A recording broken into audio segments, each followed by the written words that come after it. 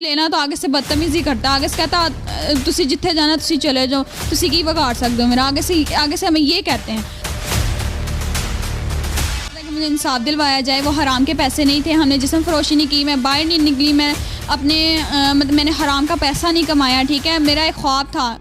अस्सलामुअलैकुम, media today के साथ आपका मेज़बान मुजाहिद नयाब आपकी खिदमत में हाजिर है और आज एक दिल दहला देने वाली स्टोरी लेकर आपकी खिदमत में हाजिर हूँ। मेरे अकब में 14 साल मीरब खड़ी है। मीरब चंद अरसा कबल सोशल मीडिया पर एक ट्रेंड बनती है। इन्होंने अपना रेस्टोरेंट बनाया था, जिस रेस्टोरेंट से ये बहुत से गरीब और मुस्तहिक लोगों को फ्री खाना खिलाती थी और अपने घर की कफ़ालत करती थी। मीरब के ख़ानदान में एक छोटी सी फौतगी होती है। उस फौतगी को अटेंड करने के लिए अपना होटल एक मुलाजिम को हैंड ओवर करके जाती हैं कि आप हमारा होटल संभालें, हम फौतगी अटेंड कर वापस आते हैं। जब मीरब वो फौतगी अटेंड करके वापस आती है, उस जगह पर जब आती है तो होटल अपनी जगह पर है ही नहीं, मतलब कि वो बंदा इनका होटल सेल करके रफू चक्कर हो गया। आइए मीरब से बात करके जानते हैं कि वो सारा वकूआ कैसे पेश आया और वो बंदा कौन था, कहाँ गया और आगे क्या स्टोरी चली है। अस्सलाम जी वालेकुम सलाम। मीरब कैसी हैं? जी अल्हम्दुलिल्लाह। मीरब मुझे बताइएगा कि कौन सी ऐसी फौतगी हुई थी या कौन सा ऐसा मसला बना था कि आप अपने होटल के मुलाजिम को ही अपना होटल हैंड ओवर करके चली गई? मेरी मामी का ना बेबी होने वाला था, तो उनका सिजेरियन था। तो एक ही हफ्ते में ना पहले हुआ तो वो डॉक्टर से सही नहीं हुआ, उन्होंने दोबारा किया। तो एक ही हफ्ते में जब 2 दफ़ा किया ना तो उनकी हालत बहुत सीरियस हो गई थी। तो जिससे वो आईसीयू पे चली गई ना, आईसीयू में गई हैं तो मेरी मम्मा को और मेरे मामू को मेरी मामी के पास रहना पड़ा है उधर हॉस्पिटल में, क्योंकि उनके पास कोई वहाँ पे था नहीं। तो मैं अपने 1.5 माह के लिए अपनी नानों के घर रही हूँ, अपने बहन भाइयों के पास और मामी के बच्चों के पास, जिसकी वजह से मैं भी नहीं आ सकी। तो मेरे 1.5 माह आपने अपना होटल उस बंदे के हैंड ओवर रखा है। उस 1.5 माह में आपने उनके साथ कोई रब्ता किया, उससे कोई पैसे मंगवाए, कोई क्या चक्कर था? 1.5 माह में मेरे मामू आए हैं 3 दफ़ा। जब भी उन्हें हॉस्पिटल से टाइम मिला है 3 दफ़ा उन्होंने चक्कर लगाया, वरना कॉल पे ही बात होती थी। तो हम उनसे पूछते थे सेल कितनी हुई है, तो आगे से कहते थे 50,000 तक सेल चलेगी आपकी। ठीक है, और हम उन्हें कहना ना कि हमें आप सेंड कर दे पैसे, हमें ज़रूरत है। तो आगे से कहता था मैंने गैस वाले को दे दिए, मैंने मसाले मंगवा लिए, ये कर दिया। तो मम्मा ने कहना चलें ठीक है बेटा, लग ही रहे हैं ना, लेकिन आहिस्ता आहिस्ता सेटल होगा होटल, और लेकिन मुझे भी कुछ भेज दिया करो। लेकिन आगे से वो रिस्पॉन्स ही नहीं देता था।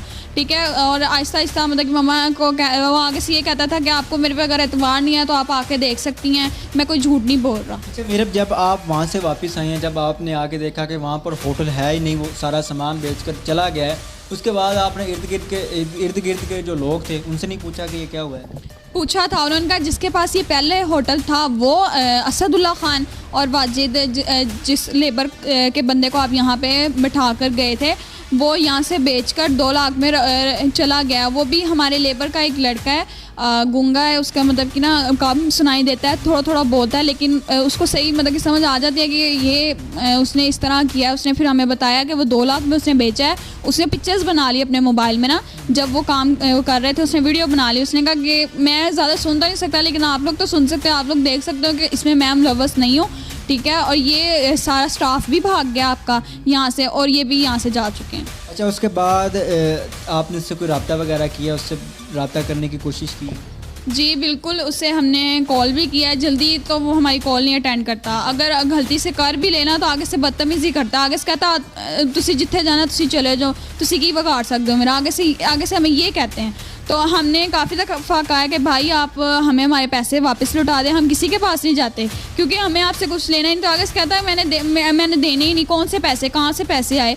हाँ, मैंने तो बंदे मारे हैं, मुझे तो 1 मिनट ही नहीं लगना आप लोगों को मारने में, और हमें व्हाट्सएप पे वीडियो सेंड करते हैं असले की। वो बंदा जो आपके होटल पर मुलाजिम था वो आपको कहता है जी मैंने बंदे मारे हुए और असले की तस्वीरें भेजता है? जी बिल्कुल, हमें कहता मुझे 1 मिनट नहीं लगना आप लोगों को मारने में, मैं आप लोगों को समझता क्या हूँ, मुझे तो आज तक पुलिस क्या, मुझे तो कोई हाथ नहीं लगा सका और आप लोग मुझे पकड़ने पे चले। इसके बाद आपने कोई लीगल एक्शन लिया है, कोई एप्लीकेशन, कोई दरख्वास्त दी है? जी बिल्कुल, फैसल टाउन भी हमने दरख्वास्त दी है, और एसपी मॉडल टाउन भी हमने दरख्वास्त दी है। वहाँ से स्टैंप लग के बहुत मुश्किल से वो मेरी मम्मा गुस्से में बोली हैं, तो वहाँ के एसपी ने स्टैंप लगाई है, साइन किए हैं। तो उन्होंने कहा जी आप फैसल टाउन चले जाएँ। फैसल टाउन आया, फैसल टाउन वालों ने कहा जी आप कल आइएगा। हमने तकरीबन 7 दरख्वास्तें दी हैं, लेकिन सातों की सातों उन्होंने कैंसिल कर दी। कोई भी उनका मतलब कि ना उन्होंने एक्सपेक्ट नहीं की कोई भी। अच्छा मीरब, क्या कहना चाहती हो, मीडिया पर आने का क्या मकसद है?